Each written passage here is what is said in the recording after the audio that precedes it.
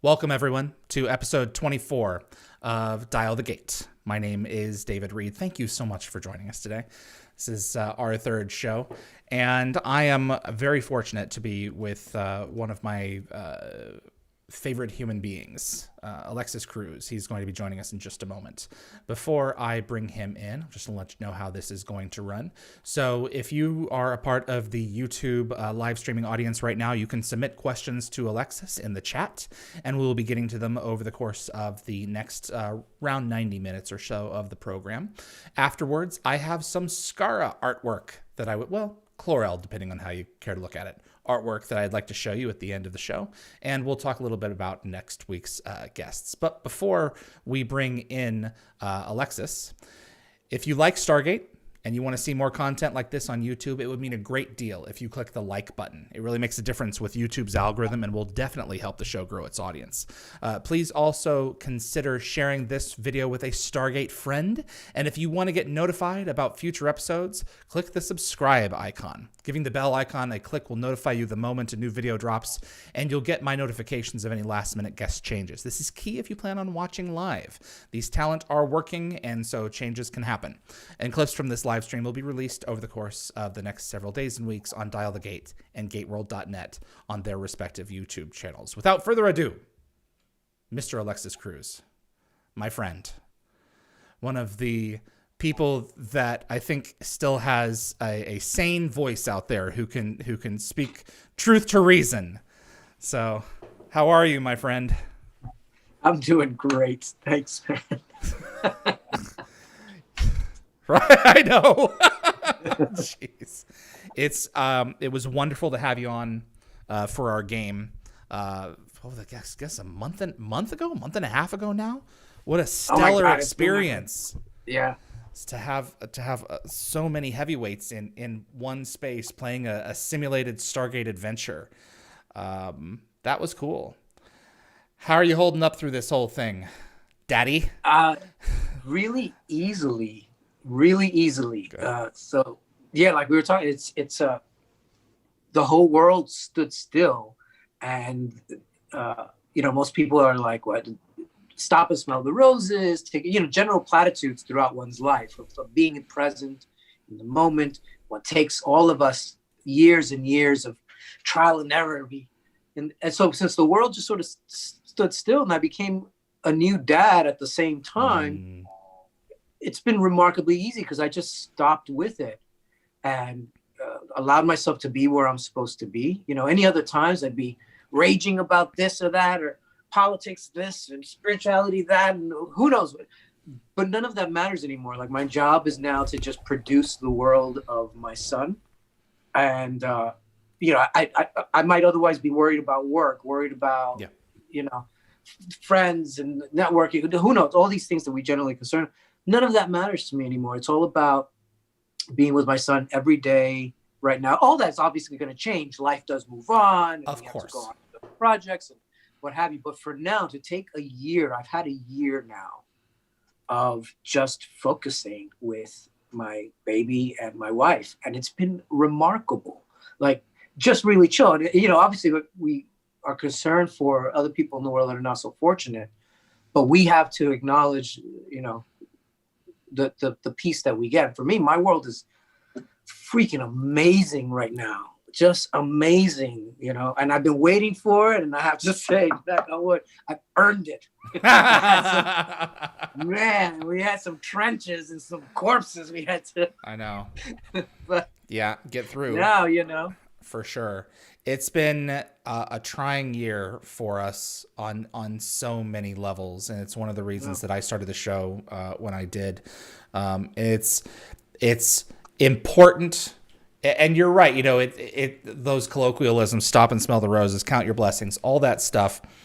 It's so easy right now to say, and many of us are saying, I'm having a hard time feeding my family. Sure, yeah. And that's legit. I'm going stir crazy.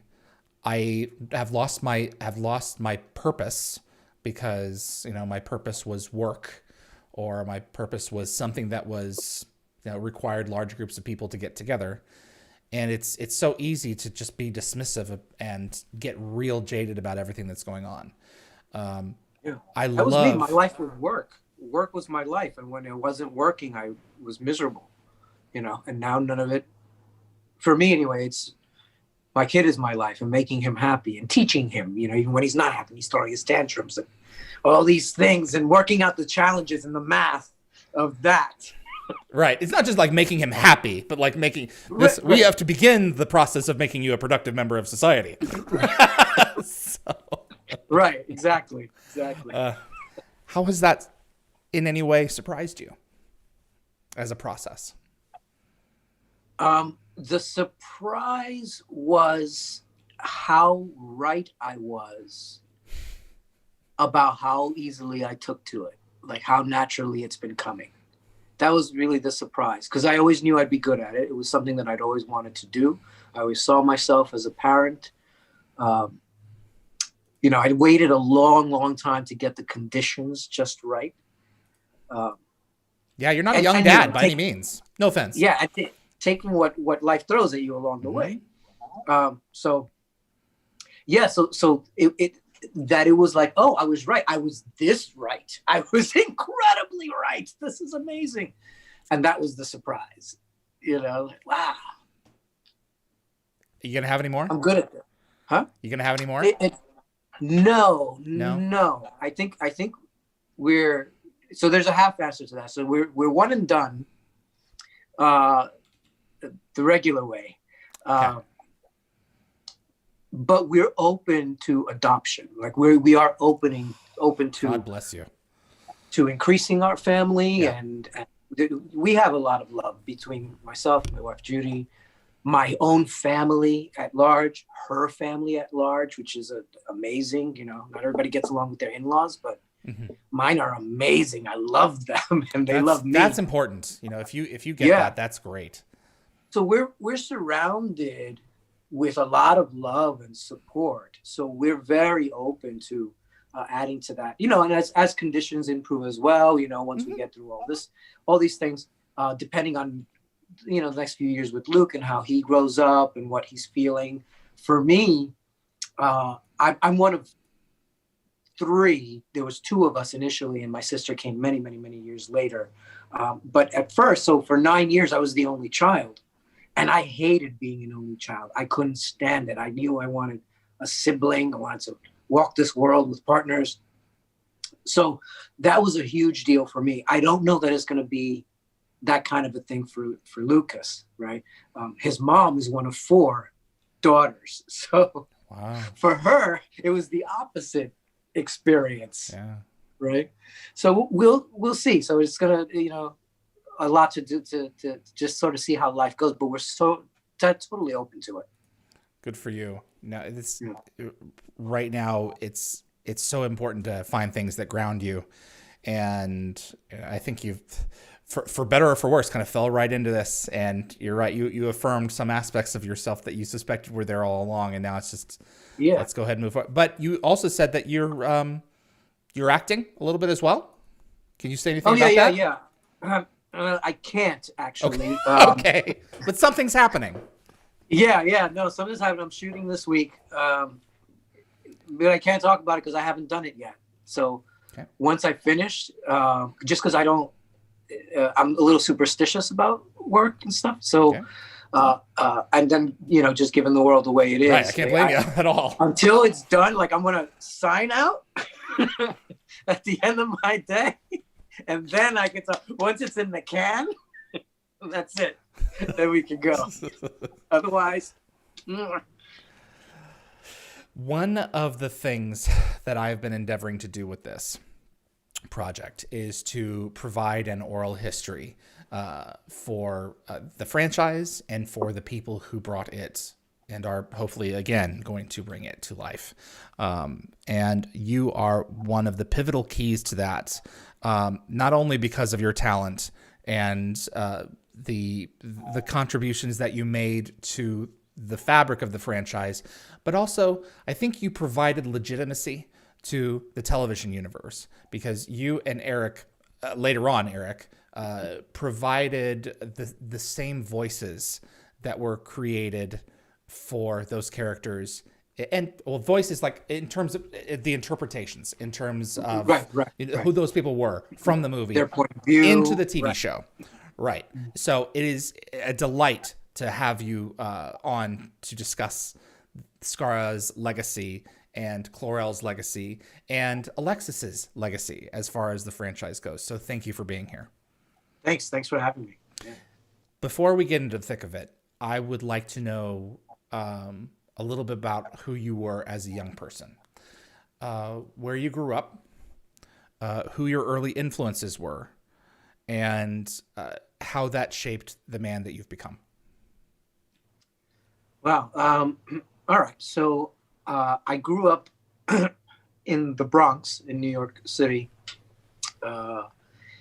Back when it was, when Times Square was central, and like it was just that city that you saw on TV and in the movies. So that's where I grew up, deep in the Bronx, doing all that.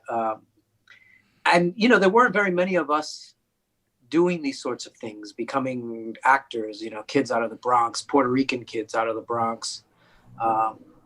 There weren't many people doing that, but my mom was a songwriter when she was younger, was never able to go professional because in her generation, you just didn't do that, unless you already came from a showbiz family who knew how to navigate it, right? But it was not the open industry that it is today, that entertainment today. So that didn't happen. So she sort of had. So when I was a baby, she had these dreams for us, and I agreed to it. I enjoyed it. I had this little talent, but I was an introvert too. So it was, I had to balance that as well. And as much as you could be an introvert where we were growing up, because you had to either socialize and be successful at it, or get picked on and, to the back of the line. So all that was part of those dynamics of surviving. So she found an ad in a newspaper for Showbiz magazine at the time. It was the equivalent of Backstage at the time. There was an ad for a manager or a personal manager, and she sent in a photo of me, and they called me in for an audition, and I went in and rocked it at 9 years old. I sang and danced and did all my stuff. I was like, and they signed me for like 3 years right there. And the legitimate immediately auditions for commercials and stuff started coming. And it was amazing. It just sort of blew our minds. And then I booked The Cosby Show, which was a huge thing win at the time. Yeah. And it took off from there. So again, this was brand new for anyone like me at that time in that place. But for me, it was very much about, this was my ticket out of the Bronx. This was my family's ticket to social mobility, right? This was my American dream. Yeah. But I've talked about this before, but when, while most people and most kids, they dream about the arts and entertainment, especially as kids, you're usually coming at it from this perspective of fame and celebrity and lots of money and all these things and the sort of glitz in your eyes kind of thing, which is natural and it's normal and all of that is there and it's legit. But for me, it was always about peace and security. It was never about that. Those were things that were going to come along with it, right? Because you have to, where I was, from my perspective at the time, there were plenty of people who had celebrity and money, right? I just looked at and they would be driving their drug dealer car, like they were drug dealers and criminals all around me, So in terms of being able to grasp it, like that stuff was everywhere, but that didn't bring peace and security, right? And that's what I wanted, and I knew early on that that's what would help me develop. That would help. Eventually, I'm like 10 years old thinking about this kind of stuff. Right? That's ridiculous. That's a lot. That's a lot on a 10-year-old shoulders. And then eventually my kids, and I don't want my kids to be in the Bronx. Yeah. Doing all this. so that became like what I was focused on, you know. And if you've ever, and I don't think I was driven. I was extremely driven, but I don't now, in hindsight, looking back, consider myself that special, in that there are so many kids that are that driven. And when you get a kid, you know, between 8 and 12 years old, who gets an idea in their head that they're like, this is what I want to do. This is me. This is what, you know, you can't stop that, because with that age comes all of this fire and energy and verve, you know. And if that kid has the right support structure, it locks in. And that's what happened for me. It locked in, and I became my raison d'etre, my whole vocation was, I'm going to be an artist. I'm going to be a professional artist. And then I had to figure out what that was, right? Because it wasn't like, here, I'm just going to be an actor. I wanted to be an artist, because I did have influences and mentors. I had some incredible teachers. I was able to attend for high school, finally, Fiorello LaGuardia High School of Performing Arts and Music and Art in New York City, the FAME school. And it is a famous school because of that. And we had, you know, our programs for all of the departments of music and art and dance and vocal and acting were top notch. Like, these are the equivalent of what you would find at private conservatories, right? That do all of their showcases and stuff. It was hardcore. One of my favorite teachers was an old Russian director who came straight out of the Moscow Art Theater, right? Like, he went from there to come teach in my school. Hard as nails, probably. Yo, yeah, and like 80s, old men in the 80s, hard as nails. Not like old men now in 2020, right, where we've even softened up. We're like, well, you know, my firm hand is still velvet. Like, well, no. This was like, if he could have beat us with a stick. That wasn't legally allowed, but if he could have, he would have. Like, it was that, you know, and because the Moscow Art Theater, like, it's all physical training and some acrobatic stuff. Like, it was like, well, but he was hardcore about the techniques and the methods and the history of the theater. He had a love for the theater. And the two things that he taught me was that the theater was a temple, and you can't worship properly unless you belong to it. And so that helps set me in terms of this institution that, you know, that fills me, that educates me, that is my venue that I would work through, etc. It became something real. And then as an artist, I had to make that expression real of the theater as a temple, and you can't belong to it unless you worship it. So what does that mean? How do I reverberate that idea in my life and in my voice? And it became so. And over time, my own spirituality started melding with my training as an actor, as an artist. So that as I start, you know, we have our techniques of breaking down our characters, but it developed my empathy engine, which is a whole other thing that we have to connect, in addition to learning lines and knowing where your light is and tempo and pacing and all these sort of technical things. On top of that, this empathy engine needs to be fueled. So the spirituality mixed with that. And in creating, so when I went to the theater, just walking in, the smell of the scrims, the creaking of the floorboard, the give of the stage, the feel of the material on the seats, like all of these things brought me back to, I'm like 6 years old in Catholic church, and the drama of it and all the splendor and the art and the warmth that was all of that, right? And the communion that happens. And then you're there and you're watching a performance and you're like welling up and you're excited, and then you're sad and you're angry. All these things that happen, like, this is church. It's church. So that's what I decided I wanted to be, was a minister of this church, you know? And then the second thing was that the same teacher had impressed on us. He said, actors are the repositories of culture. And I was like, what do you... And it gave me enough pause that I decided to spend the rest of my life answering that question too. What does that mean, right? Actors are the repositories of culture.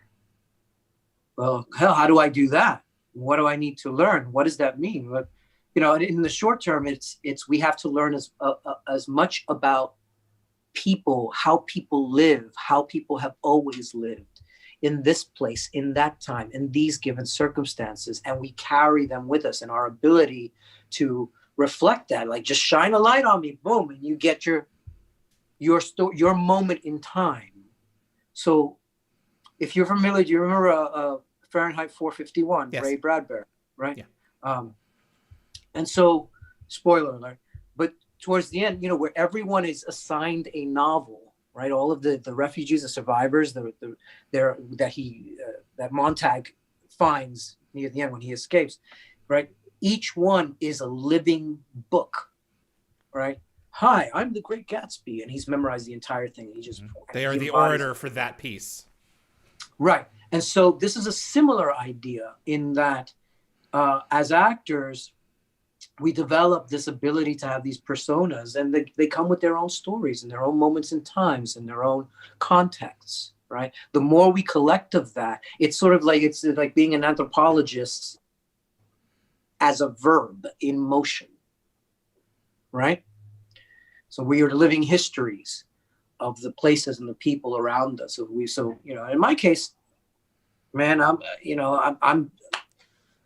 the repository of Gen X, with everything that comes with it. And I know a lot about it. And I know how people are. And I know the sort of the feelings and the vibes, all these things. So it all goes into the work, and it comes out in little ways you might not expect as we sort of thread them through. And you don't think about this stuff consciously when you're watching a performance, but it's the thing that you feel. So when people are watching my work, I hope, and they feel connected to Skaara, they feel connected to Raphael, whatever character I'm playing, whatever story they're watching, the substance of that connection, that feeling, is part of this alchemy that I've started cooking up, and I put into the lines and into the scene and all this stuff. And so, and that feeling, those vibes connect. It's hard to describe because in the practice and in my head, it's so, it's like the science alchemy that's just difficult to get out. But it there's a method to it, so that it's very intentional. If that, does that make sense? You take a page, and your goal as an actor is to do justice to the dialogue and your part in a story, to help push that story across to the audience. What roles in this experiment that you've been invested in for the past few decades in trying to discover what your role is in terms of conveying stories and conveying culture through stories?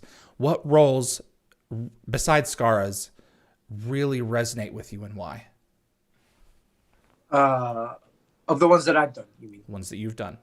Okay. Sure.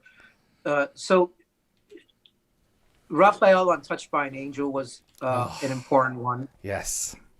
And on the surface, in the obvious sense, because of what it was and the audience that it went out to, and it was such a big show. But also because, again, context and timing. Mm-hmm. Back then, when that first started happening and I'd first gotten that, we were still very much in the throes of what will middle America, what will the Bible Belt say about this thing of color, right? Will it play in Peoria? Now, most people understood, because we're talking like sometime 97 to 2000-ish, right? Mm-hmm. So there's plenty of people who already know the answer of like, it's the same as everywhere else, it's not like the Bible Belt is not a bunch of backwater hicks, even though that's right any more than, well, some people like to think that any more than New York is a bunch of animals, right? Running around the streets, right? So, but that was in the air, that was the culture, and that was the perception in the industry, and in any of this, when you're having casual conversations with people. Like that's the nonsense, superficial impression people have. So we were still very much in the throes of who are the people of color that we look up to, and you know, a lot of those barriers hadn't been broken yet. We were in the process of breaking all of those things down, and so it was just at the end of that. And here comes my character, and the producers were really wonderful about it because they understood this too. They were making a show that was universal, and it wasn't designed to be about, well, let's hammer this thing of like, here's God's message from a Black woman, from a Chinese man, or like, we just want to get the word out and just do the show. Mm-hmm. So, but all those politics were involved. So with that, what I was proud about was they got me on the show, and I managed to do that. And sure enough, like our ratings and the feedback for my part in it was stellar. It was amazing. And it really took, like, there were a lot of people who really just ate their words, you know, not when it came to me, because it wasn't, or I never felt anything on there where it was a personal thing of like, Alexis can or can't. It was, can we have these kinds of angels? Can we tell these types of stories to our audience that's mostly based in Utah, which is not true, but that's what they would say, right? Well, you got a business that's creating this show. I mean, for better or for wrong, they make certain assumptions, so. Right. So the producers were really wanting to push that and say, no, this is bigger than that, and this is better than that, and people are better than that. And she was right. She was 100% right, and I was there for it, you know? That's right. And there was, and it opened, at least cracked open some windows. Let's put it that way, right? And I'll give you a sort of funny side story. Do you remember the comedian Paul Rodriguez? Yeah. Yeah. Okay. So that was it, right? So I was driving in my car one day, and I'm listening to the radio, and this guy is on the radio. He's called in, or right?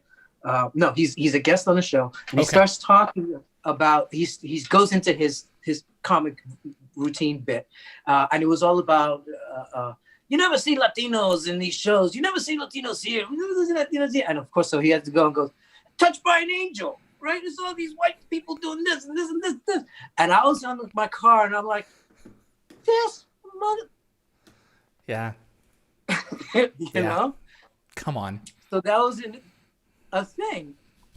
And here I was on the show, and I'm like, you don't even watch it, man. Della Reese, you know, we tuned in, and I was, you know, when I was 11 years old when that show started. You know, I mean, you came into it obviously later, but Della Reese made that. Roma Downey made it too. But I mean, we were waiting for her to pull out a loaf of bread and start munching on it. And you know, yeah, come on. And it was, we in my household loved Raphael as well. So it broke some barriers. Thank you. And with the story too, in terms, because we had, the producers had sat down with me early on, right before I started, to ask me and work with me on like, what did I want this character to be about? They had a few ideas and where he sort of fit into their cosmology for the show, because there was their whole the conceit of the show was that God ran this social service bureaucracy. It's a hierarchy, right. Well, no, it was literally, this was the conceit, was a bureaucracy. Like you would go to Social Security office and you have all the people there, and you have some lady with the glasses, and they're putting in their thing. Oh, that's right. Yeah, like this was how they imagined it's set up, and that God goes and sends these little agents out to be doing what we were doing. So I was like, all right, well, that's neat. So part of what we had come up with my character was that he was a kind of special agent, undercover special agent. So they would send him in to embed himself in places where other angels and other people wouldn't go or shouldn't go. He was able to talk with people that I would think that Roma Downey or Della would not have been able to, you know, right? Because he was younger as well, and so he was able to talk with a lot of younger guys too. And people in places that, again, that were unsavory, that were dangerous, that were You know what I mean? So this is sort of, we were sort of giving a light to this idea of the angel with the dirty face, right? Which I really dug because I love playing. So I was able to take this character and make it like this alias before alias was the idea, and he would just show up and be in this constant, and I tried as best I could to like change my look for as many episodes every time, And then one time I came back from a summer hiatus, and the producers were really mad because that summer I had gotten really tired. I was always a small, skinny guy. And that summer I was like, I'm tired of this. Tired of just being a runt, So, did you buff up? Yeah, man. No, I got a trainer. Oh boy, I hit it hard. I got ripped, way buff. And I came back after the hiatus, and they were all like, "What happened to you?" And they were all like happy. They were like, "You look amazing." But we weren't ready for this. Yeah. For the show. You're like a whole different person. Yeah. Oh my God. Physical there's transformation. some lessons there too. Oh God. And then there was just a please. Then there was the next one was, unlike either of those things, you had Stand Up for Justice, the story of Ralph Lazo. And this was a short film. It was just a short. So again, in contrast to here's this big broadcast TV thing, and here's this other franchise thing. This was just a short film, but it was based on the life of Ralph Lazo, who was a Mexican-American in the 1940s who volunteered to go with the Japanese Americans that were interned at Manzanar. A bunch of his friends, he was a teenager, a bunch of his friends were all taken away. And he just up and decided to go with them because that's what you do and you take care of your friends. And that was his protest. And he stayed with them for 3 years as one of them, as a prisoner in the camp. And they just left him there until they all enlisted. Him and his friends had to enlist to go serve overseas in order to get their own freedom as American citizens. So it was really crazy. So this story was super important. And as a Latino American, it was a story that I didn't even know myself. I didn't know about this guy, but the entire Japanese American community of Los Angeles knew this guy. Like there was such a deep reverence. Like I learned my part of my own cultural history from them. And that blew my mind, right? But so being able to do a biopic, because this is a real person, because I love biopics. I love the idea of, because again, back with the empathy engine, back to the intertwining of the spirituality, the repositories of culture, right? When you have a biopic and you have to play somebody real, correct. I think a lot of people might focus on their mannerisms, the way they speak, the way they and all these things. Where I sort of go more for the vibe, the representation. I do those things also as best you can. But ultimately, I found, not just with my process, but as I watch biopics in general, all the best ones are not the ones that had every tick down, but the ones that just sat in the spirit of this person, right? And just presented this person to you, that you believed it, even though they don't even have to look anything alike, right? But they had the same presence, the same manner, right. all these kinds of things. It's coming across. Yeah. So I'm proud of that kind of work, and I want.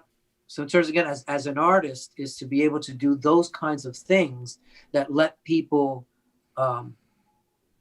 sort of elevate their experience beyond just what was visually entertaining, right? Not that everything has to be like deep all the time, but I think that the deep things that I choose to focus on, that I think are interesting, I choose them for you guys because I think those are things that you'll find interesting also. Well, you have to make selections. You have to do what you can with the time that you are given and the budget that you are given for, because obviously things are finite. but what time do I have? What resources are at my disposal? But also, how do I fit into the larger story? So there's also that box to color in as well. Yeah.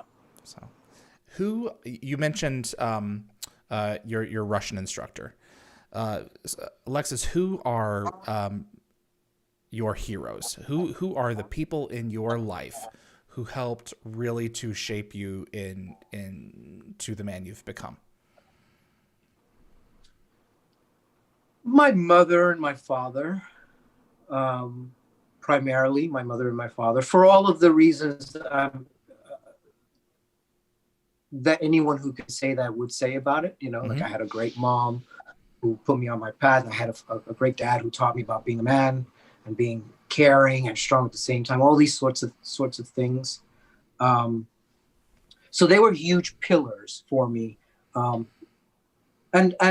because then I'm watching their relationship as well as I was growing up. So it taught me how to treat other people, how to treat my partners and what was to, expect. All these things, which again are normal, but all these things that I was learning that they were impacting, I had to put into my work. So it was important that I pay attention to all these things. Beyond that, I take a lot. I was always really naive and really impressionable. Not so anymore, but for most of my life, I always was. And unfortunately, I can't say that didn't come with burns, and consequences to that, that is impacted on me to close my borders a bit and be much more discerning. Selective, yeah. And selective about that. And so there was constant wrestling with, protecting myself while still engaging, while having other people that I want to engage with not think that I'm just being an elitist jerk. And I'm like, no, I'm not. I just, You have to do right by you, Yeah. And not always everyone knows how to do that. But after they've been, throttled a few times, it's like, oh yeah, wait a second, I need to take care of me too. It's important. So to answer the question more succinctly, the in hindsight, like looking back now, everybody besides my parents, the people who made the most impacts along the way were just always the people who challenged me and got in my way and told me no, and all these the things that I learned about navigating through things to get what needed to be done. Often on behalf of other people. Like it was very rare when I'm like, I want this for me. Very, very rare. It was always like, this needs to happen for all these people's benefits. So let's go and do this. And then there'd be obstacles in the way. Right. So each of those people, those things really made a difference. And I think I've sort of ended up like, those are the little star charts that I navigate the galaxy with, is that kind of stuff. And then occasionally there's, here's this beautiful planet and here's another bright star and here's these things. Let's go visit there for a while. No. Yeah. Tell us about getting Stargate. How old were you? You were 16, weren't you? Sure, we'll go with that. It was 15 or 16. Yeah. Sure, yeah, I was 15.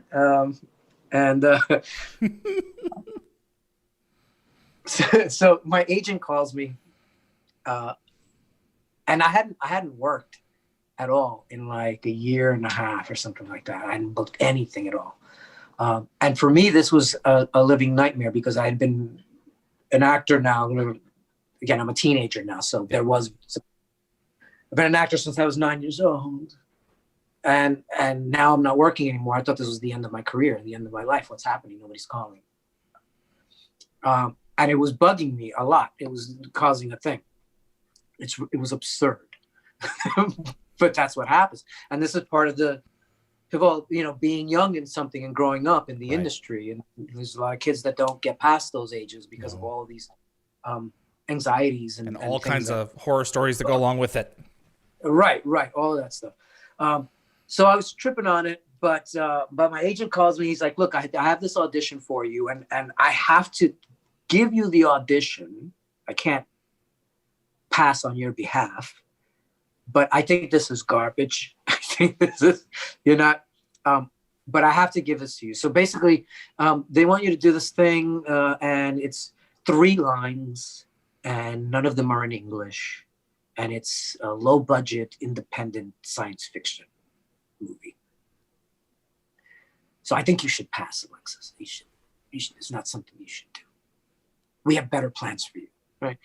Now, while my agent was clearly wrong in the end of it all, I have to point out and make a note that God bless him, like he loved me. And he was sincere about his intention to look out for me. You know, he's passed away, God rest his soul, Bob Waters. But he took really good care of me. And he was interested in me. He wanted me to stay at BU and finish my degree there. And like he was like one of those old time hands-on agents. He was great. So anyway, so he says, but I don't think I can do it. Now, again, I was desperate. So I'm like, I haven't worked. It doesn't matter. Just get me in. I'll do it. I'll do the audition. There are no small parts, only small actors. That's right. Right. And I actually said that, right, with my little haughty, pretentious in my head.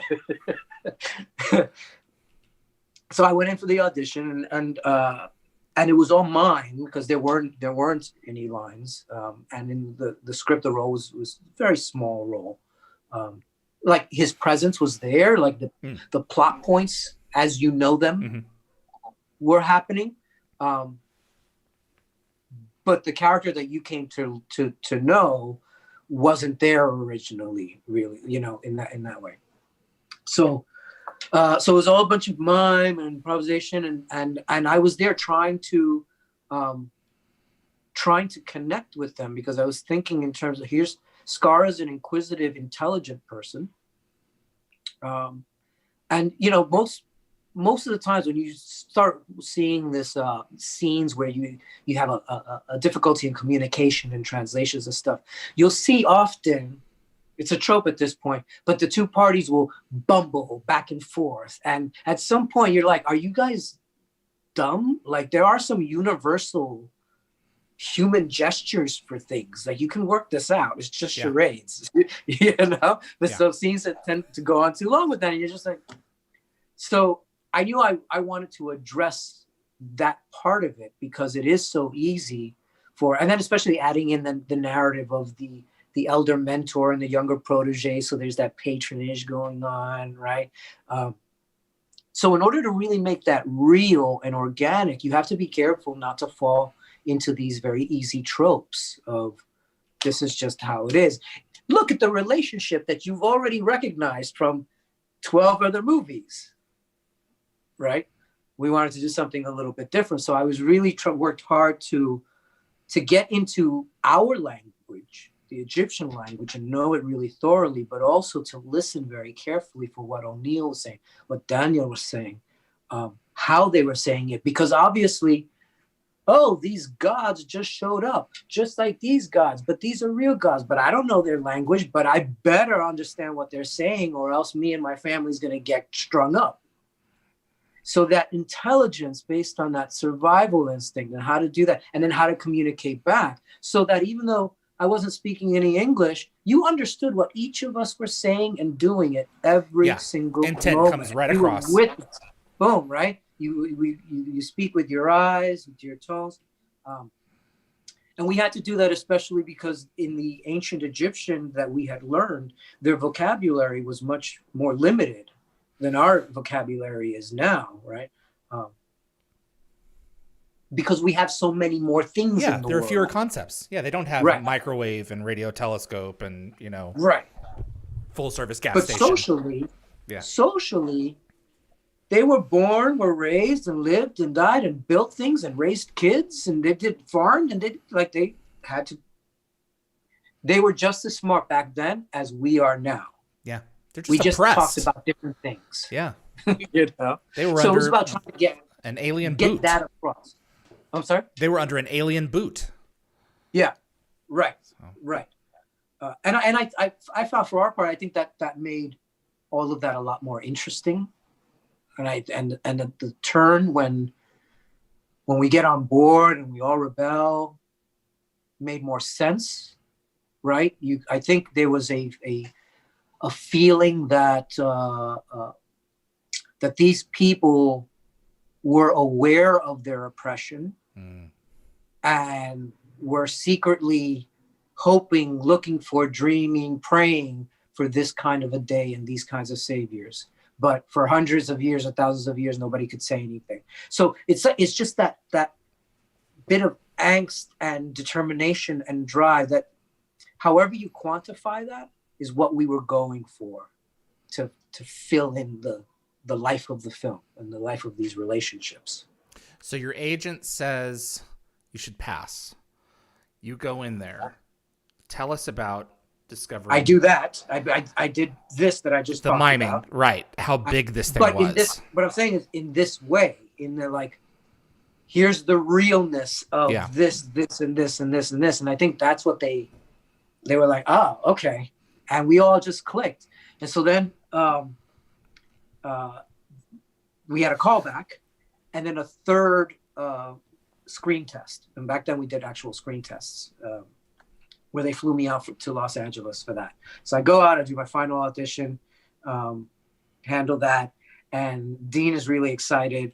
And he's excited about the production itself too, you know? So he's a kid in a candy store who like just found his new co-conspirator that he's excited to share this with. You know? So he takes me to the art production and he's showing me all the designs for the mastages and the ships. And he pulls out, I don't remember which one it was, but one of the figures, one of the action figures. Mm-hmm. This is a prototype. You're all getting your own action figure, bro. Isn't this cool? Isn't this super cool? You get an action. I was like, oh my God, that's really cool. An action figure. It doesn't look like me, but this. He's like, yeah, it's still you.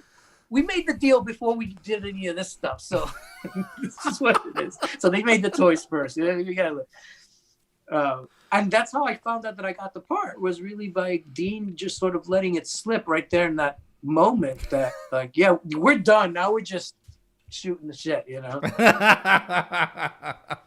Wow. Is that when you realized just how big a thing this had the potential to be? Did you know then that it was going to be a hit? Did you have those instincts yet? You did. Yep. Yeah. Wow. We all did. I couldn't tell you why or how, because I think a lot of us also had some skepticisms and different, like, man, this is really cool. This is super, but also this is super cheesy, and this is how this is gonna happen. You're gonna try to do what, right. You know, things like that. But there was still a palpable excitement of whether it was that each of us clued in or Dean was just that damn good. And it could very well be the latter, at being a producer that gets people excited about things, because we were all, like everybody, top to bottom, front to back, was super excited about this. I know that he had a big, I don't know a lot of the other nuts and bolts, and I was just a kid and not paying attention to that stuff. But from what I saw, he was a huge reason why it was as successful in that regard. But we knew it, and it's not that we wanted to say, because originally the plan was to make 3 films, and my original contract was for a trilogy. So there was certainly all these comparisons to, like, we're making the new Star Wars. We're making the new Star Wars. Now, obviously, that's a tall order there, right? By anybody's standards. And we didn't really think that we were gonna hit that measure. Nobody could ever predict that exactly. But we knew we were gonna get close. We knew that we were gonna be in the same field, in the same conversation up there somewhere in that genre, you know?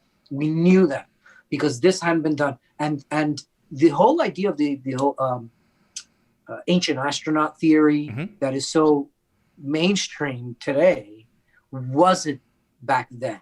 It was very, very fringe. So they managed to grab this concept out of obscurity that was making sense too. They did just enough research. I mean, at the end of the day, it's still a popcorn movie, but it's a popcorn movie based on something so close to people's ideas of the world and how things are made, and at very least, especially for geeks, it's fascinating. You know, it's still accurate. I mean, like the Egyptian is correct. You know, right? That's how it would have sounded. Right. Well, with modifications. So. Well, and that was it too, right? So we had an Egyptologist whose work was to vocalize this dead language. Nobody had spoken this language in 3,000 years, right? What does it sound like? How do we know what it sounds like? But him and his colleagues, like, this was their work. This is what they did, these anthropologists. But they had never, apparently they had been working very academically, you know, off different, whatever they did with that. But they didn't take it into a live lab with people, communicators, these, you know, in real time. Mm-hmm. And there's a dynamic, there was a thing that happened because as we were trained actors, part of that training is why certain punctuations happen at a certain point, what the tempo is, and that's connected to the intention that I'm trying to communicate, which is connected to the timing that I have of your attention to look at this before I refocus. All these formulas that happen in your social interaction within a scene. Yeah, they're just unconscious. And it's unconscious. But all of that informs the sounds that we make and why we make those sounds. So there were a lot of times where Stuart hadn't accounted for breathing or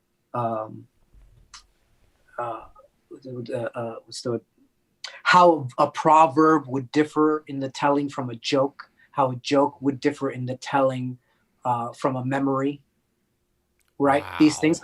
And that affects whether our A would be or you know, then all these things, which we have rules for these things in English also, but we often don't think about why those rules or how in just our conversation. Look, this whole time I speak with my hands. This is like, I paint pictures. If you don't understand what I'm saying, I will paint it for you. You will get it, right? And it adds another level, you know, thing to comprehend. So it's the same thing back then too, and that's the same thing how we spoke in the film and how we adjusted to the language and how we bridged the gaps. Okay, you know how to say this word and you know how to say this word, but how do we get from this idea to this idea? Breath, smile, here, that, question, oh, and then so it's hard to explain, but I'm just sort of articulating the process. Take you through the life of it, through that process. And it opened up a whole world for these anthropologists on what these vocalizations could have, might have, would have been, right? Because again, we were trained with phonetics, the phonetic alphabet, our breathing, all these other things.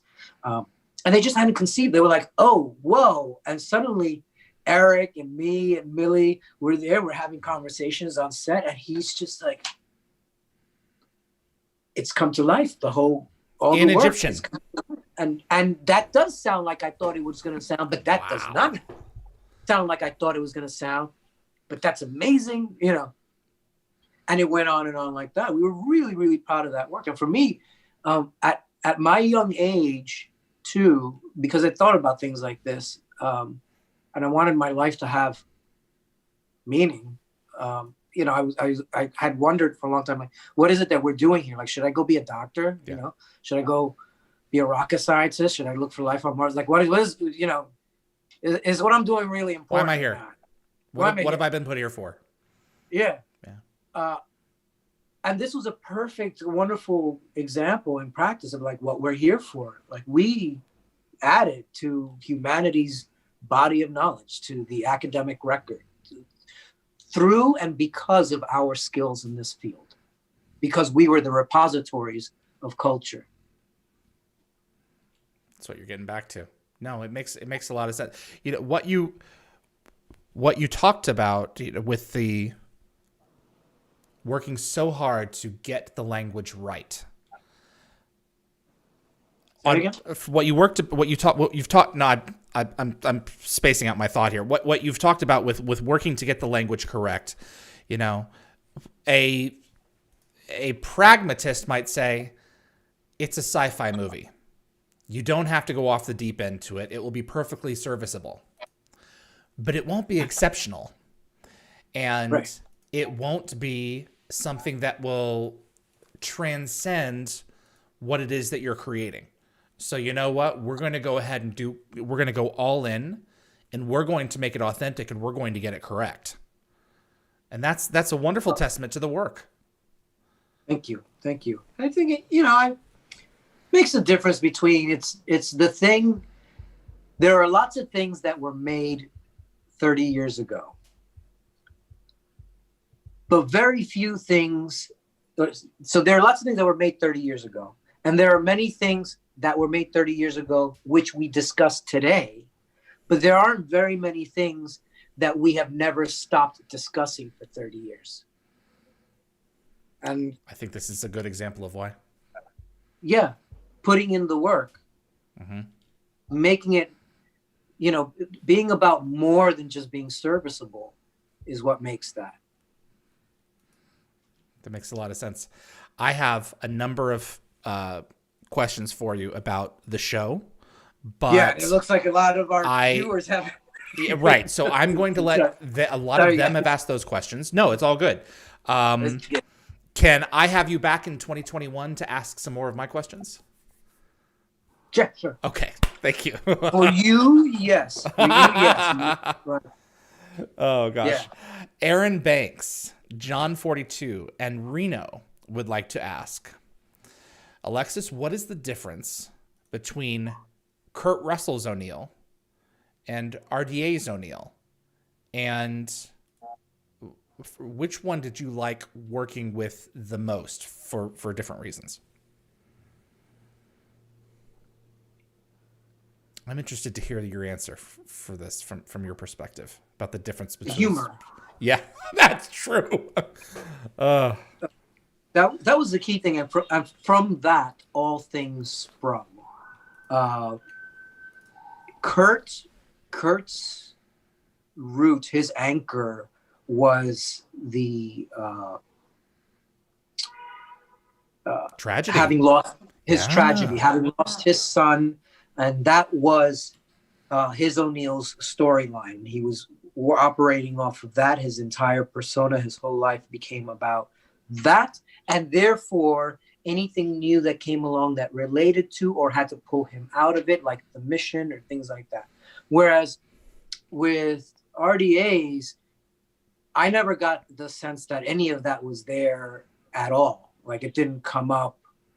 It wasn't there. Not that it actually wasn't or anything, but the story plot is that he's dealt with it. Right. Yeah, he's digested that. So I didn't feel that in him at all. I didn't miss it. Like, I'm not, that's not a critique. That's just a notation. But that wasn't there. With Kurt, it was very much there, front and center. So when he spoke to his soldiers, his command still came from a place of hurt.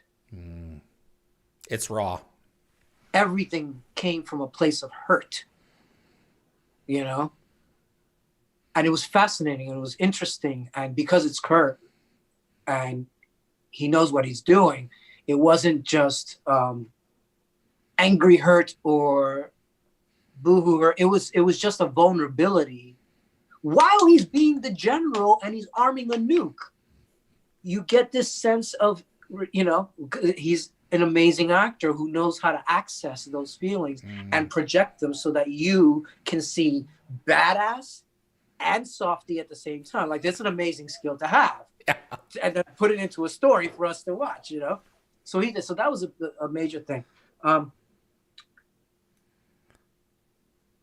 I think my preferred experience was probably with Kurt,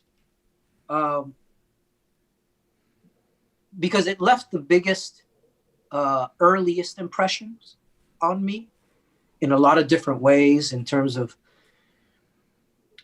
him being Kurt Russell, the star, and then him being Kurt the person, and then him being Kurt the actor that was teaching me things about how to be on set.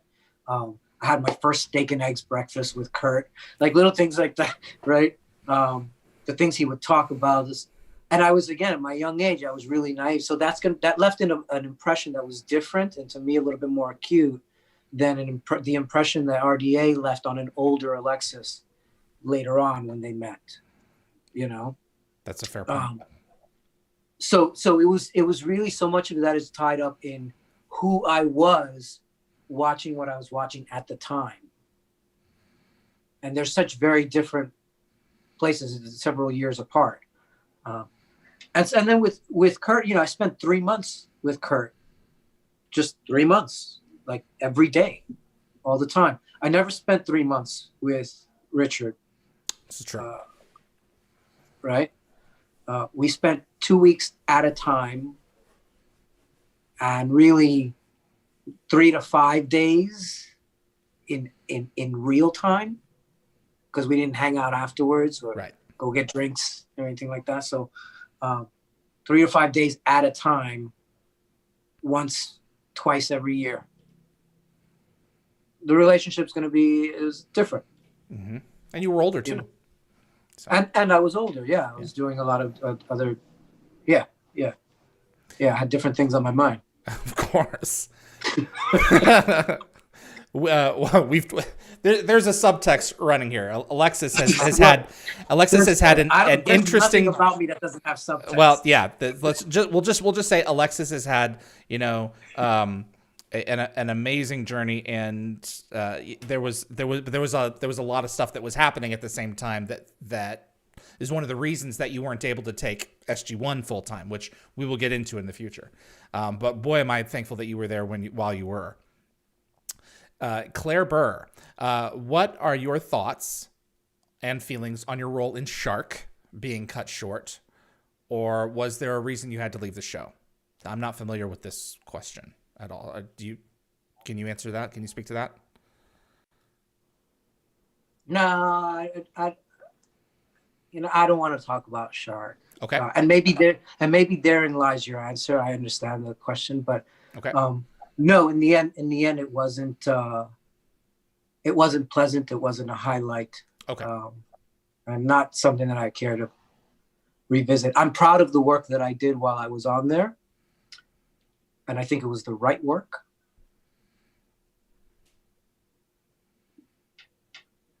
I'll leave it at that till another later time. That's fair.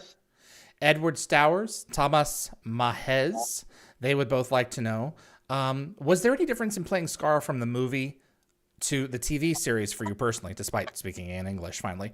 And how did that manifest in your performance when changing from Kurt to Rick? Good question.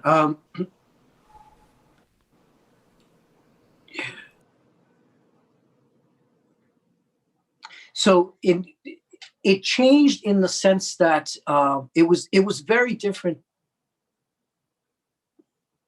I'm trying to find the angle of approach, because there's a lot of different, of course, answers that'll come meet in a central spot. So taking Skaara from the film, which is a beginning, middle, end, closed circuit adventure journey, to something that was open-ended, mm-hmm. and it was created and run and developed by people that I was not familiar with and who weren't familiar with me, and I didn't have any input on that. I didn't expect to. Right. Again, just making a notation. It didn't. Whereas in the first one, I did have input. Yeah. Right. So there was a connectedness, a sense of ownership of the process that I was able to have, that I didn't have with the TV series. With the TV series, I was pretty much a passenger at the whims of whatever they decided to do with the character.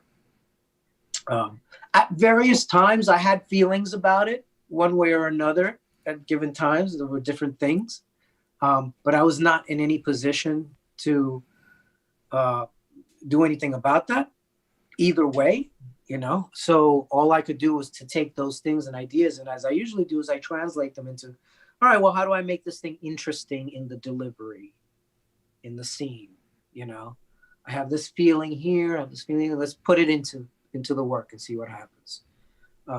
So that's what I did. And I tried to, part of what I was navigating was the tonal differences between the film and the TV show. Our film was, popcorn as it was a damn drama. Like, this is a drama thriller, this was, right, dark stuff. And then the TV series was an adventure. Like, in the beginning, they were trying, because it was on cable, so it was for mature audiences, but it was so much more like Indiana Jones, I mean, it's, yeah. Right. And later on, it became, so now, that said, I agree with the direction it went in, and it was absolutely the right way to go. This needed to be an adventure show for everybody with, I agree, little dark spin-off here, maybe a little bright kid show over there, maybe this other thing over there. Like, there's room for Stargate of different types, right? Yeah. But in terms of like our mainstream touchstones, we go from this to that to that. So I'm good with all of that. But there was a difference that I had to navigate. So I'm going, what do I do with Skaara because I understood that there was a certain expectation in the narrative for this. You've grown up watching this young kid and his enthusiasm and his ingenuineness and his heart. But there's a lot of very serious things going on and happening to him that changes that. And what became difficult was that it felt like everybody, when I say everybody, I mean audiences, I mean writers, producers, cast. I think everybody wanted to hang on to and they wanted to hug or something, the Skaara from the movie. But there was a circumstance being created that can't allow for that. Right? And again, I wasn't writing this, but like the characters being changed in ways like, bro, how, if you went through this, would you be the same person? Right? And I'm sorry that people are sad that they can't hug the same person. Jack eventually does in Pretense, but still, that was what a cathartic process, though. I mean, you've literally played an angel in one show and a demon in another. Yeah. Seriously, man. Yeah. And then, this little kid caught in between. So that was interesting because, again, I didn't really have it. So what I had to do was load that into the lines and the moments and the cameras. And half the time, like, I was doing it around in spite of the script for the day, the arc for the day, the thing, because I can't speak to what creators intended, but obviously nobody knows this character like I do, and nobody can unless they talk to me. You're free to do stuff, go ahead, but at the end of the day, right? So I was having to do that, and I hope that it shows. Ultimately, that's will be what I'm proud of, that you can see these scenes and you find, if you can keep looking back on each episode, I'm going to look back and find something new in the performance, because I like it's like tempered steel. Like, when you make a katana, that's what I try to do with each thing. Here's a layer of this, and then there's a double entendre. There's a subtext to this, and there's a subtext to that. There's a lot of all that through Serpent's Grasp, through all those episodes leading up to Pretense, when he's flipping back and forth, when Klorel is making all of his plans against O'Neill and these other people, and then he uses the Skaara persona to trap them as bait and switch. Like, there's a whole thing going on there, not just with Skaara and Klorel and the people they're talking to, but within himself to each other. That's correct. Cat and mouse game that they're playing psychically, that I was like literally like in my head playing it out. If you the watch back and forth, if you watch those episodes, as far as I'm concerned, and it's not with most people, with most actors, you have a character and you have their motivations. They have different levels to what they're experiencing and what's going on in their lives while the broader action is going on around them. Not only do you have that for your character, but you have two personalities that are fighting each other in the same body. Now, Klorel obviously has dominance, but I think you would be wrong. You generally, because obviously not you. You would be wrong to say that Skaara is just passively along for the ride, because he's fighting every step of the way. I mean, he says in Pretense, every day I'm fighting him, I'm listening, and I'm learning. You know, and that had to be just exhilarating to play, because you can play it any number of ways across any number of different takes.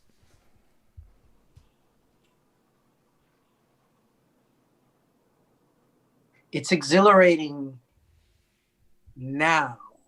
Okay. In hindsight, that it's over, it was done, and in that regard, it was successful, and that story was told. Like,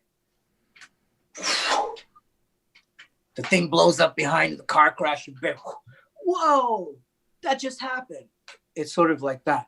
It was not exhilarating in the going through it. Were you not satisfied with the direction that the character was going? I was never satisfied with its incompleteness. You're talking post full circle. Yeah, the whole thing, what was started, where it went to, I just felt it very, very, very incomplete. Now, that said, again, like, it's, hey man, I'm not the star of the show. I wasn't available to be the star of the show. I didn't write it. I don't have rights. I don't, like, forget about it. Like, I got no say on this at all. And I'm not trying to say that I wanted to have a say. There's none of that, right? It's just that in hindsight, like, was I satisfied? Well, no, because it wasn't finished. There was so much to do, and it couldn't be done because I wasn't a regular. I wasn't around for it. They weren't doing. There were other storylines for other people that got done and wrapped up and explored and all that. But they were series regulars, and the production had the time and the interest and all that. Like, that's what they were going for. I don't know. Nobody wants them to focus on, like, here's the Skaara season. Nobody cares. Right. And neither do I. But the point is, but what was shown and what we were trying to do felt incomplete. And then besides that, is because when I'm getting into it, like, there's a distinction between the Alex that is on set and the Alex that is inhabiting Skaara in that moment. So Alexis was thrilled for 6 years to be working with this cast and crew, to be hanging out with friends, to be taking trips to Vancouver, right? Thrilled about all of that. Alexis walking this character through kidnap and torture and hell and oppression and freedom and doing all, like, that was not fun at all. Like I said, it's fun in the post, but I still remember, and I'm still get uneasy about it. Like, we all have tools to deal with all of that, but if I had found it fun, I probably wouldn't have been doing it right. That's fair. Yeah. It's interesting. You come away feeling that the journey is incomplete.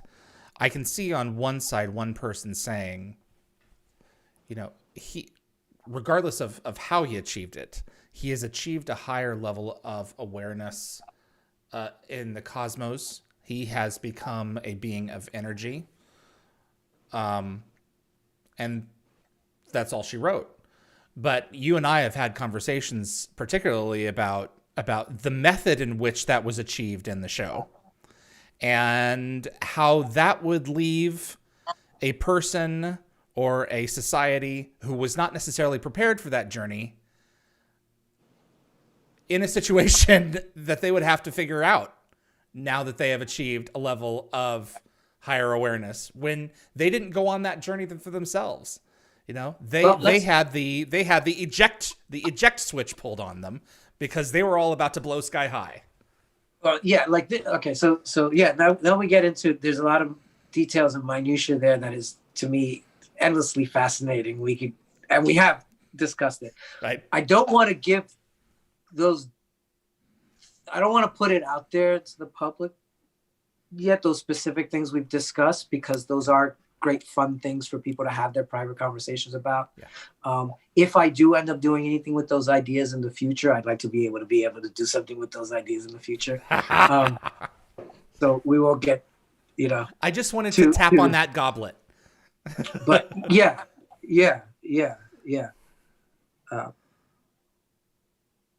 It's it's the sort of thing of like, where if you want, this is a great thing. If you want a full circle, nicely wrapped up story to feel good about, you got that. Don't worry about it. Don't think about it anymore. It's fine. Everybody's ascended. It's all good.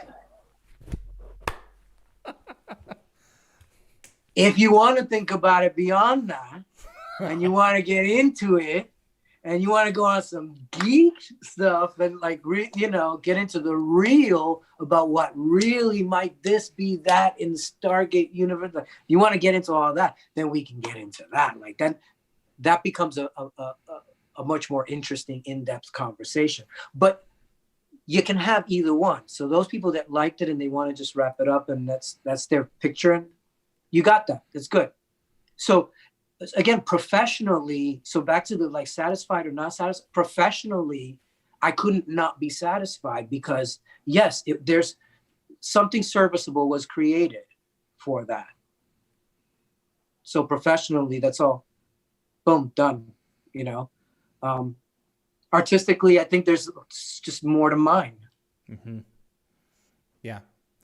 Yeah, the issue is creating an opportunity to explore that kind of a story and also move the overall story forward.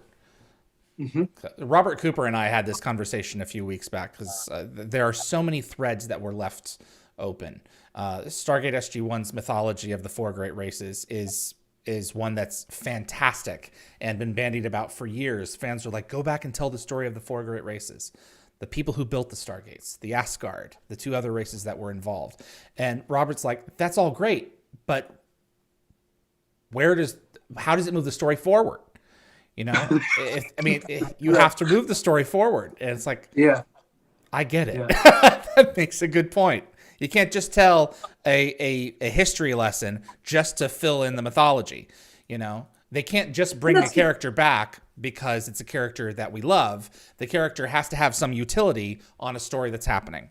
So, and that's the classic challenge of storytelling since forever, right? Mm-hmm. Is how do you move the story forward, but give the exposition that you need to appreciate that movie forward, moving forward. Otherwise, then you get these scenes of exposition. Talking heads. Exactly. Great stuff. So yeah, he was right. Absolutely right about that. And you have your production concerns too. You're like, true. Man, this is such a great idea, but we've got 3 hours to get this shot and we don't have in the budget for this other thing. And that character you wanted, well, that actor's not available because they're doing or sun's going down, or we're losing our crane shot. Oh, crane's gone. So yeah. Jeez. Yeah. Erica Strom, which of your characters, Alexis, have you played that you think captures you the closest?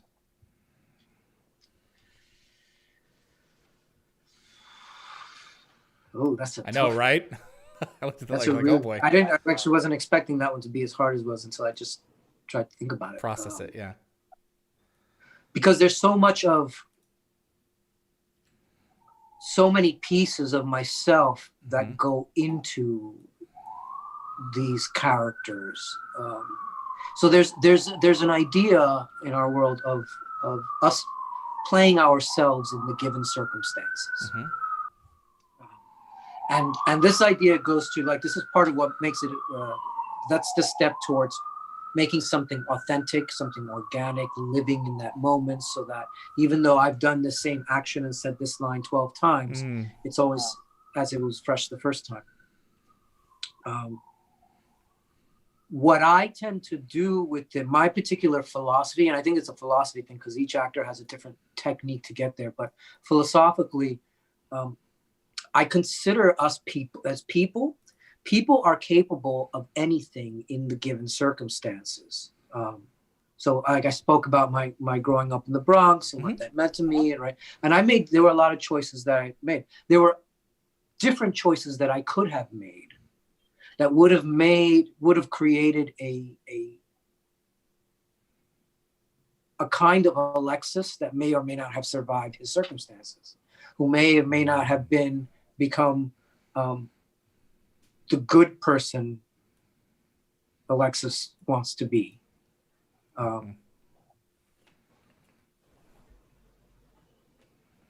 We're all capable of it. It's just a question of what the writer writes for us, right? So the way I look at it is our souls, the empathy engine that we use, there's a lot of mechanics in my head, my visualization of it, but it's like a prism, a crystal prism. Okay. And this crystal prism, right? We all have it. This is our soul. In the one, there are many aspects. Right. And so it's simply a matter of, when the light hits it this way, this is the character you're getting. If I move the light over here, you're going to get a different character, right? This object has not changed at all. This has. Where this is what changes. And that's where you get a different version. This is why you can have Klorel and Skaara in the same person. Right. Well, Connected. In that situation, it's literally a different being. Literally in the same person. But they are still using the same raw material at this point. Right. Well, and also, and in the, again, because there's a bit of fudging that we have to take between the real life in order to translate it for a screen, in order for you on the other side to get an accurate representation of the real life that we're presenting through this very fake medium. Right? So there's all these contradictions in the process. And that's where the challenge and the skill, I think, goes for everybody involved in it. So if you have this thing and all you're doing is moving the circumstances, and Klorel and Skaara, different, they were nemesis to each other.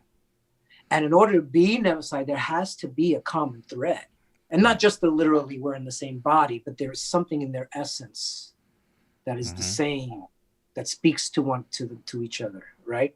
That creates a dichotomy that can't be resolved. That's interesting. That's drama. That's fascinating. We love to watch that kind of stuff. What happens next? So in that prism, so in terms of, I put so much of me into everything that I do. Like there's often times that I felt that what you see on screen is some of the most honest moments I think I've ever had in my life. Because you have to squeeze everything that is real and honest and put it into a little box on display on this, so which means I have to edit that very carefully.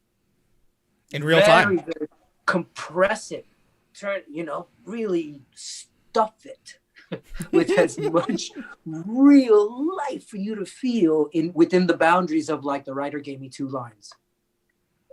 Yeah, you still have to get all that in there, though. Right. I got to get a whole life in 2 lines. Matthew Hall actually said, was it difficult to mentally prepare for and to switch personality for the transitioning part in the role of Skaara and Klorel? I mean, was it, finding that headspace? I mean, like I mentioned earlier, exciting, exhilarating. Yeah, when I look back on it, not when I did it. Jeez. Right. So that idea of, like, being able to look at it and be in the moment at the same time being divorced and objective from it, right?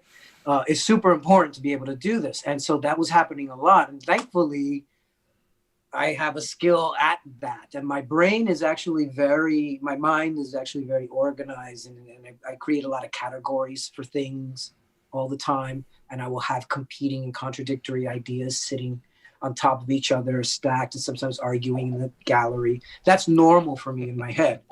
So there was, so there's this moment of I'm Skaara, Skaara's in charge, right?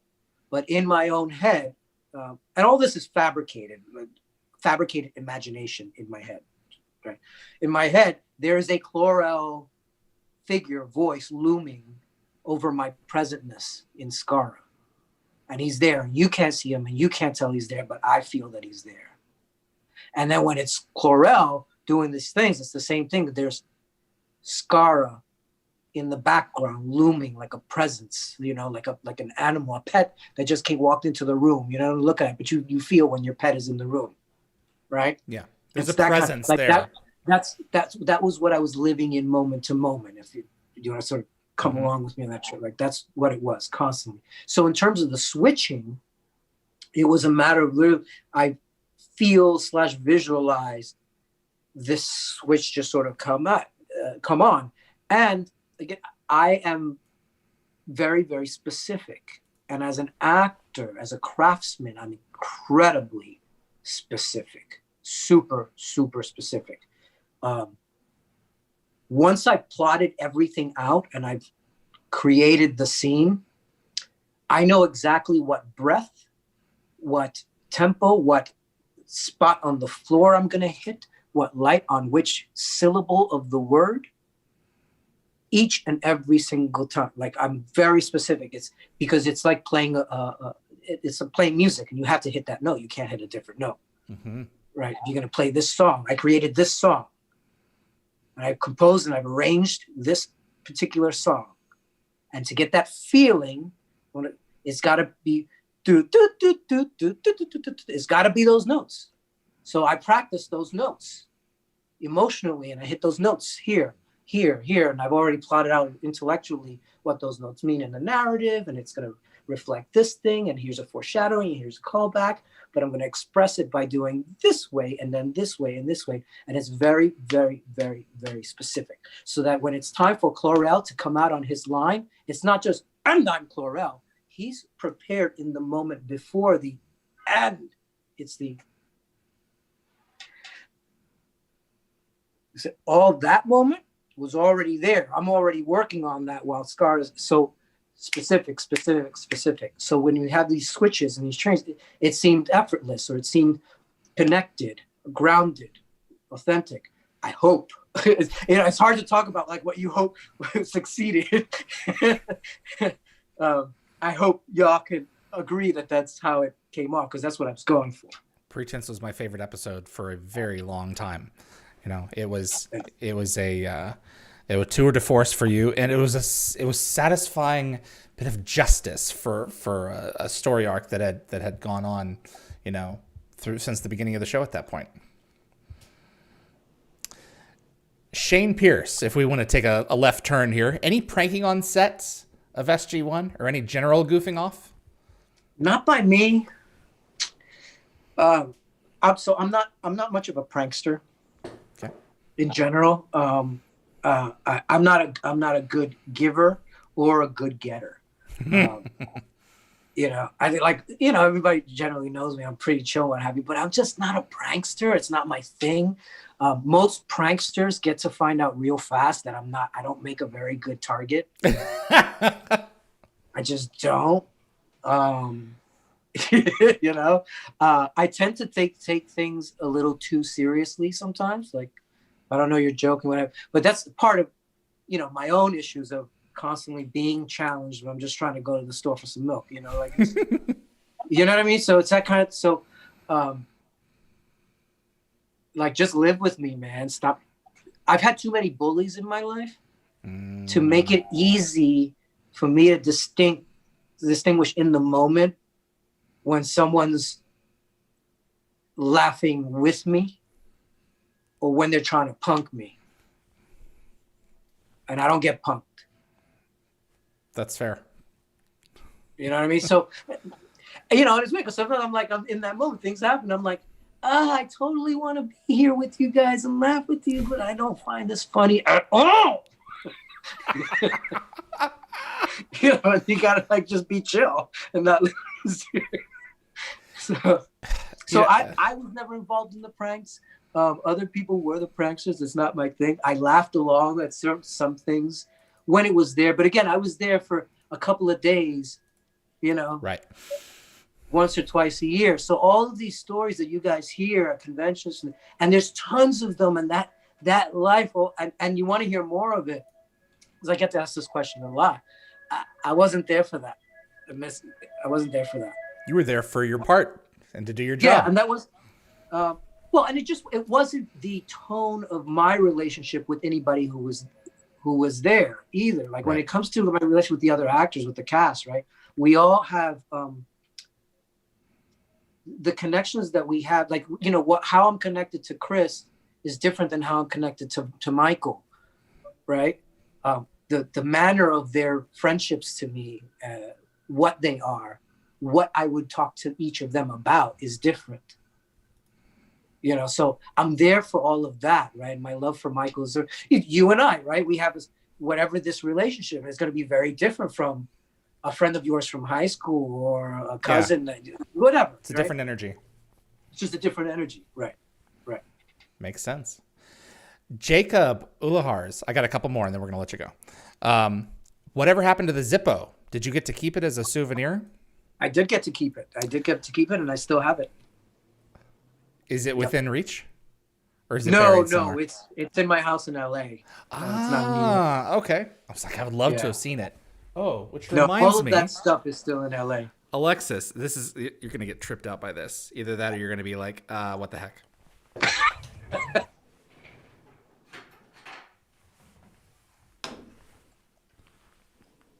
Completely forgot. Fans are going to be like, oh! Do you know what this is? It's an Eye of Ra. Well, yes. Turn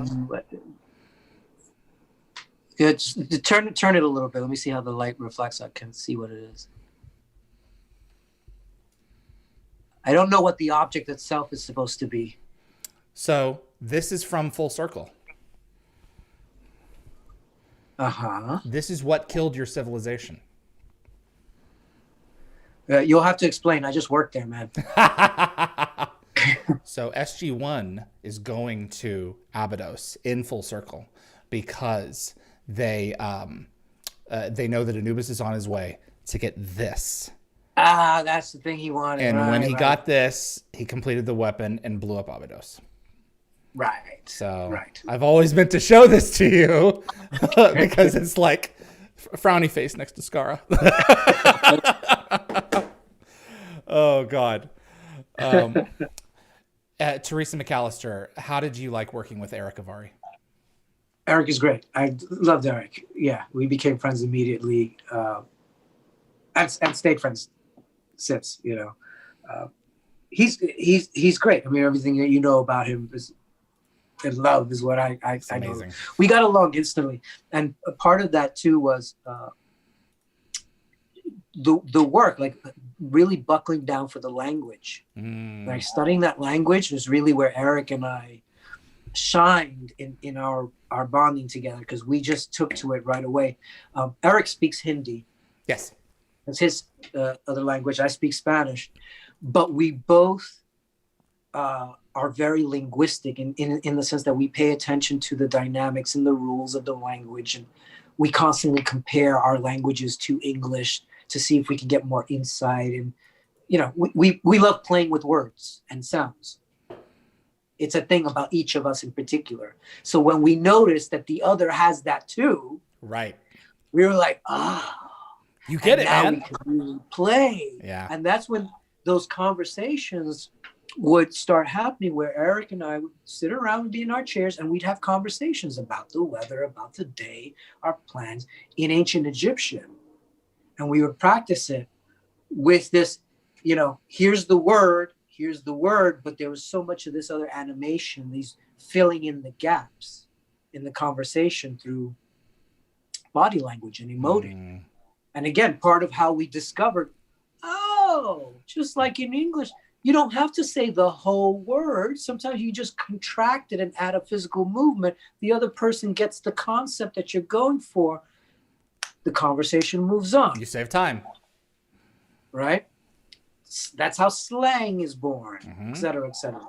So, understand these things. We got along really well. And that happens often with actors, with artists in general. I think there's some of the best friendships, the most poignant ones are formed over the work, not necessarily any other interest or hobby, but it's over the work and the respect that comes out of that, because I respect how much he loves diving into that. I see the passion in him when he dives into it, and I'm like, man, that dude's hardcore. I love that. And it makes you want to up and your he sees game. that in me. Right. Absolutely. And then how do you not become friends? Like, then you want to like each other. He's so soulful. He's so cool. Yeah, we've been in talks to get him on the show, but he's like a proton. He's like, he's so hard to catch. So we'll have him at some point. My friend, Dr. Essex had a random question. The Doctor in Star Trek Discovery, any relation to Wilson Cruz? No relation. And there we have it, ladies and gentlemen. Alexis Cruz. No. My friend. Cruz is a fairly common surname. Right. And Wilson's great, just for the record. I'm a huge fan. And always have been, back when, before anybody knew anybody's name. We know each other here and there. So, because we all see each other at auditions and different things. Of course, yeah. As other people within the show. So I've always been a big fan. I think he's great. I'm really happy for him. I love to see the people that I was coming up with get their opportunity to do that great work that we like. When they, it's great. It's great. Yeah, that's exciting to see people get what they're owed. So, I mean, don't get me wrong, there are plenty of people out there who are negative about that same thing. Oh, they need to get what they're owed. But you know what? Talented people, yeah, that's really cool. So. Well, and just to have the opportunity to deliver everything that they've built up. So somebody like him, this is a great example on Discovery. Like, I could see a huge difference between his early work and what he's doing now. In that what he's doing, it's gotten richer, and he's like a full-on adult. Like we knew each other when we were kids auditioning and stuff. But as an adult with all his life experiences, and it comes through. He's a grounded person, right? When he has his relationship with his husband and all the things that happen, you just believe him that he's a life lived and he's comfortable in his skin. So, I might not have noticed that if I just didn't know him at all. And he's just like, here's a new person I've never seen or heard before, and comes on and he does a great job. Great. I liked it. I don't know why. But in this case, I have a point of reference. And so it's even more flavorful to me when I see it. I'm like, you did it. You did it. Yeah, you got it. That's right. My friend, it has been so wonderful to have you on.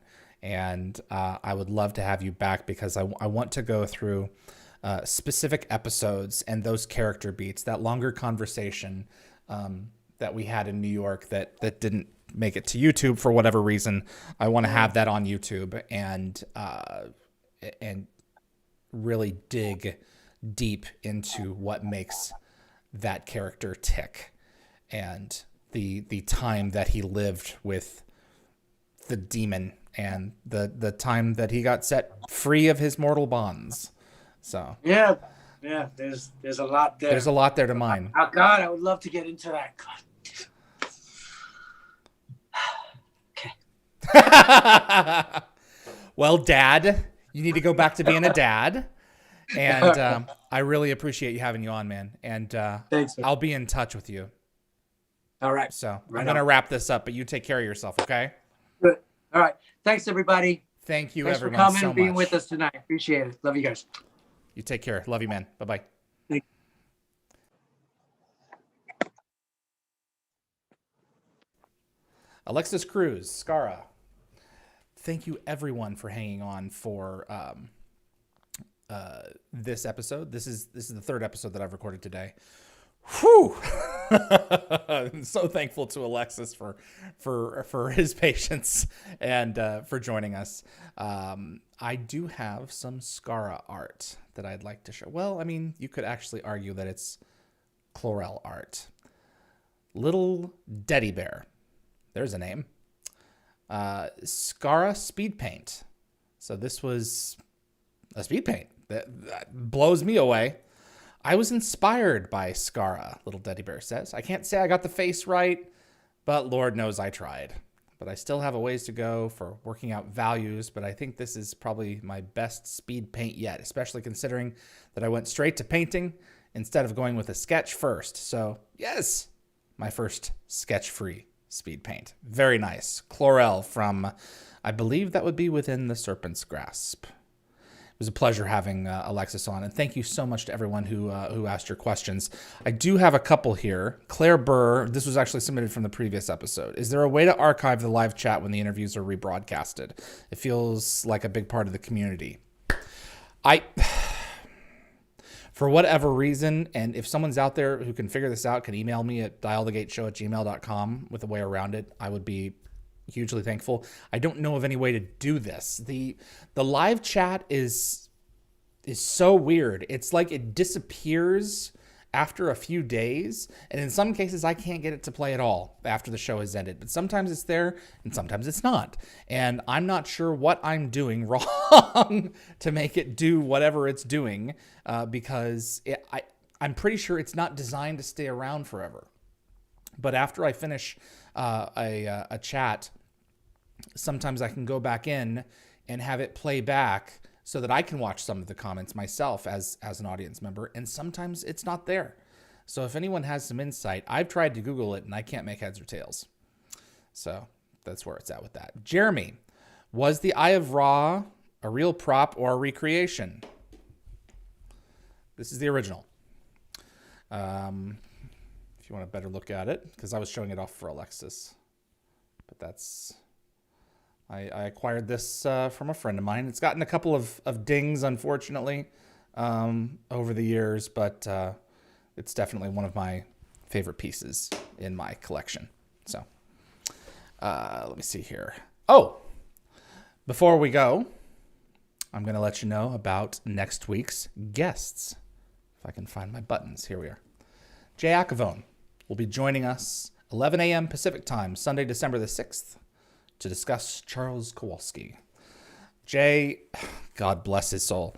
You know, anytime I've called him, I just got his cell phone number. I'll call him up. Hey, how you doing? No, I'll be happy to do the show. Yeah, I'll be happy to be on it. And he's always been there for me. I love this guy. He's terrific. So he's joining us December 6th, 11 a.m. 1 p.m., December the 6th, Pacific time, 1 p.m., Stargate Trivia. Round numero dos. With Darren, who's going to be coming back to see if he can hold on to his title. And this time we're going to be joined by a third, moderator Ian. He's going to be involved as well to kind of break things up. And you will be involved as well. If you show up live, ask us Stargate trivia questions. Summer will be in the chat, and also her voice will be kind of over us, among us in the Zoom call to read us your questions. So when we are finished with our line of questioning, we are going to go into yours, and your questions, your hard Stargate questions, will make up the will make up who wins and who loses the Stargate trivia battle. So be there to join us and ask your Stargate trivia Sunday, December the 6th at 1 p.m. No number questions, please. You know, how much Jack owed General Hammond, with interest in 1960. I don't know. I don't know anyone who knows that. Who knows the answer to that? But yeah, have your hard trivia questions ready for all three of us. And Summer will be dishing those out to us next week. So, David Nickel, Radek Zelenka, you asked. And here he is. He wasn't going to be in Wave 1 originally. I had him at the top of the list for Wave 2. And fans were like, yeah, bring David on. And I'm like, yeah, he's in the works. They're like, no, you don't understand. We want him now. It's like, oh, okay. So I reached out to him and said, I'll be there. So David, Sunday, December the 6th at 3 p.m. Pacific time, will be back to discuss Radek Zelenka and his experiences on Stargate Atlantis, and potentially Arrow or some of his other shows. You have filled the city. So thanks again to Alexis, and thanks to my moderating team, Summer, Ian, Tracy, Keith, Jeremy. You guys are rock stars. Jennifer Kirby, who's been creating some memes for the social media channels. Linda Gategabber Fury, my right hand. I could not be doing this without her. And I'm also going to be bringing on a couple of other people to help me with some of the video editing as well. So those talks are happening. I think that's pretty much it. The sun has finally set. There's no light left in this world, at least on our side of it. So next week, we've got the 3 different shows. Thanks again to Alexis, to Rachel Luttrell, and to Julie McNiven. Wonderful day of programming, and thank you so much for hanging on and contributing, making this program possible and really special.